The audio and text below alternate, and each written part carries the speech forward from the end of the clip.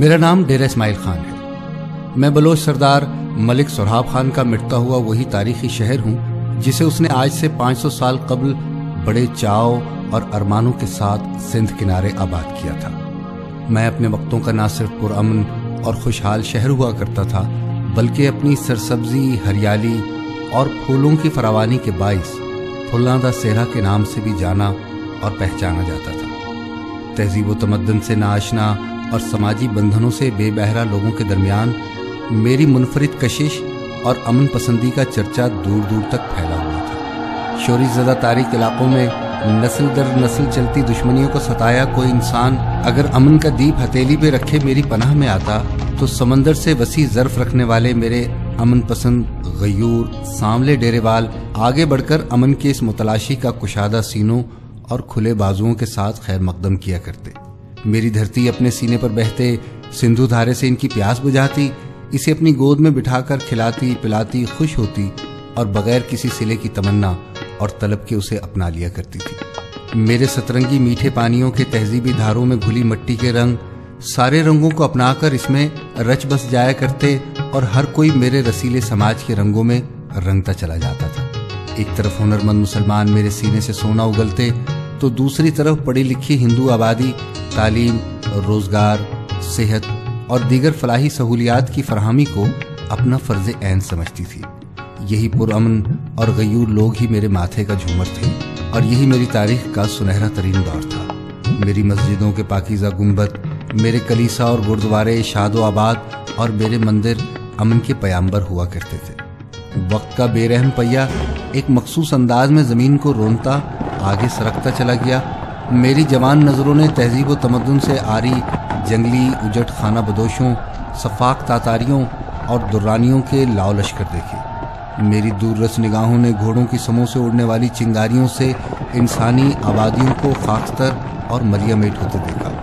میں افغانی لٹیروں کی گزرگاہ بنا، سکھوں نے میرا حسن لوٹا، سندھ کی بے رحم طوفانی موجوں نے مجھے صفائی ہستی سے مٹانے کی ناکام کوششیں کی، لیکن میں ہر بار لٹ کر اور دریا برد ہو کر دنیا کے سامنے ابھرتا رہا، یہاں تک کہ 1901 کی منحوس گھڑی آ پہنچی جب 7 سمندر کھنگال کر یہاں پہنچی فرنگی قوم نے اپنے مذموم مقاصد کی تکمیل کی خاطر میرے وجود کو ایک غیر فطری تقسیم کی بھیٹ چڑھا ڈالا۔ مجھے صوبہ ملتان سے جبرن جدا کر کے تخت پشاور کا قیدی بنا دیا گیا۔ جاگیرداریت اور فرعونیت کے شکنجے میں جکڑے میرے باسی زبان و بطان کی حدود سے بالا تر ہو کر جابر و ستم شعار سنگدل گوروں کے خلاف اٹھ کھڑے ہوئے اور اس ظلم، ناانصافی اور سازش کے خلاف مل کر آواز بلند کرنے کے ساتھ ساتھ اپنی جانوں کے نذرانے بھی پیش کیے، لیکن میری داد رسی نہ ہو سکی۔ صوبہ سرحد میں ضم ہوتے ہی میرے لوگوں کے لیے انصاف ناپید ہوتا چلا گیا اور اسی ناانصافی نے میرے اندر انتشار کو جنم دیا۔ انتشار، تشدد اور اس کے پیچھے چھپی ناانصافی کے باعث میں ٹوٹ پھوٹ کا شکار ہونے لگا۔ سرائی کی وسیب سے جدائی کے بعد سے اداسیوں اور محرومیوں کا سلسلہ طویل تر ہوتا چلا گیا، جس سے میرے امن کو گھن لگنے لگا اور محرومیوں کی دیمک میری خوشحالیوں کو چاٹنے لگی۔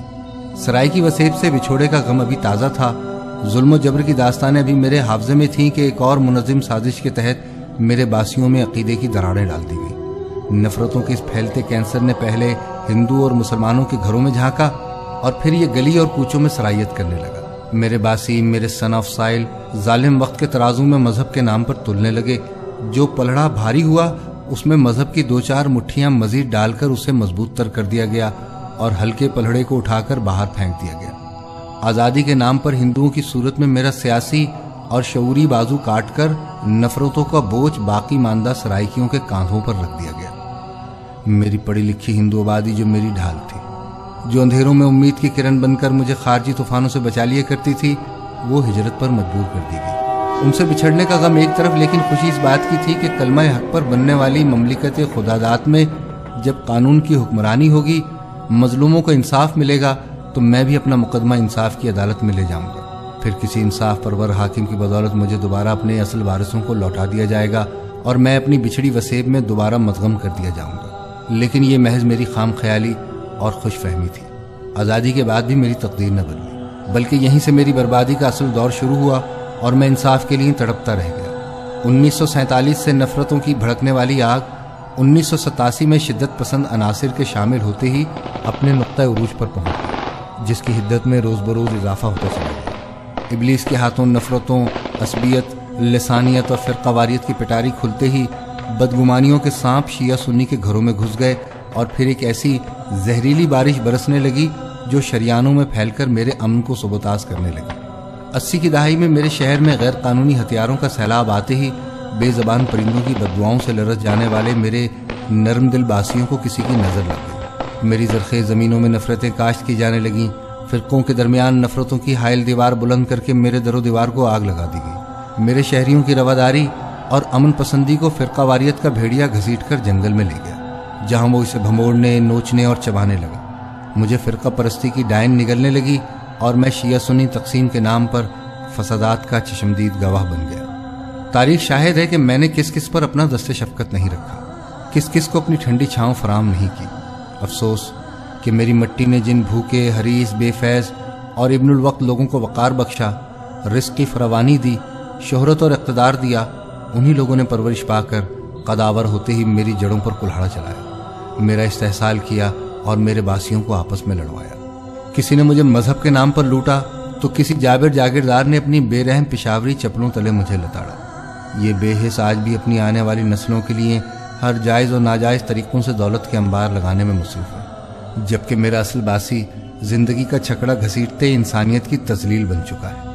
میں نے اپنی زندگی میں اتنے اتار چڑھاؤ دیکھے، چہروں کے پیچھے چھپے چہرے، لبادوں کے اندر مکروہ اور منحوس چہرے، یہ سب وہ بھیانک چہرے ہیں جو آج تک کسی تاوان، کسی امتحان، کسی محاسبے سے نہیں گزر سکے۔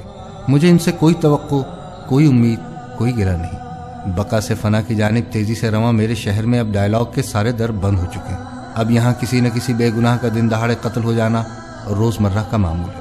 کوئی نہیں جانتا کہ آج کا سورج ڈوبے تو کسی کی زندگی کا چراغ گل ہو، اور میرے بے امان بدنصیب شہر کی گھٹن آمیز فضا میں کسی نئے سوگ کا اضافہ کر کے مغرب میں پھیلی صفاق صفت سنگلاخ پہاڑیوں میں اپنا خونی چہرہ چھپا لے۔ موسم بدل رہا ہے، بدلتے موسم کی شوریدہ سرد ہوا میں کسی دکھ بھرے نوحے کا سوز ہے۔ کوئل کی کرلاتی کوک میرے در و بام کو آسیب زدہ کر رہی ہے۔ دھول اڑاتی ٹوٹی پھوٹی سڑکیں، بے ترتیب بہتے گندے نالے، جا بجا کوڑے کے بکھرے ڈھیر میری شائستگی کا منہ چڑھا رہے ہیں۔ میرے پرامن اور بارونق گلی کوچے ایک اندیکھے خوف کی لپیٹ میں آ چکے ہیں۔ میں کھانا پینا، ہنسنا بولنا بھول گیا، میں بہت کچھ بھول گیا۔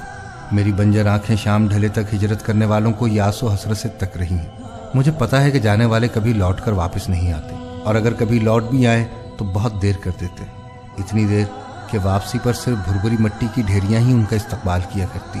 آج میرے سارے رنگوں میں سرخ رنگ کی آمیزش ہے، ابلتی اور مچلتی ہوئی خوفناک قاتل سرخی دور افق تک اپنے خوفناک پنجے گاڑھے دن بدن بڑھتی چلی جا رہی ہے، جس کے گہرے سرخ رنگ سائے میں رقص ابلیس جاری ہے۔ مجھے خوب معلوم ہے کہ میں کس جرم کی سزا بھگت رہا ہوں۔ 7 دریاؤں کا ست اور سرائے کی وسیب کی رت میرے وجود کے وہ جرائم ہیں کہ جس کی مجھے اور میرے باسیوں کو سزا دی جا رہی ہے۔ آج مجھ پر نزا کی کیفیت طاری ہے، میری طرف ایک بار پھر ہولناک سونامی بڑھ رہا ہے۔ میں خشک ہوتے سندھو میں زمیں برد ہو رہا ہوں، میرا وجود کسی شکستہ قبر کے نیچے دبا جا رہا ہے، ایک ایسی قبر جس کا کوئی کتبہ، کوئی نشان نہیں ہوگا۔ میری شامیں بوجھل ہو چکی ہیں، میرا انجام قریب ہے۔ کسی بوڑھے درخت کی طرح جھکتا میرا جسم، کسی جوان بیوہ کی طرح آنے والے کل سے مایوس میرا ہر پل۔ میرا آج تاریخ تو آنے والا کل تاریخ تر ہے۔ میری پناہ میں آ کر میری گود سے خوشیاں، رزق، خوشحالی اور آزادی نچوڑ کر میری حرمت اور میرے باسیوں کو پامال کرنے والوں، میری پیشن گوئی سن لو۔ بربادی کی یہ لہر اب یہیں تک نہیں رکے گی، بلکہ یہ کیسے طوفان کا روپ دھارے گی جس کی زد سے تم تو کیا، تمہاری آنے والی نسلیں بھی نہ بچ پائیں گی۔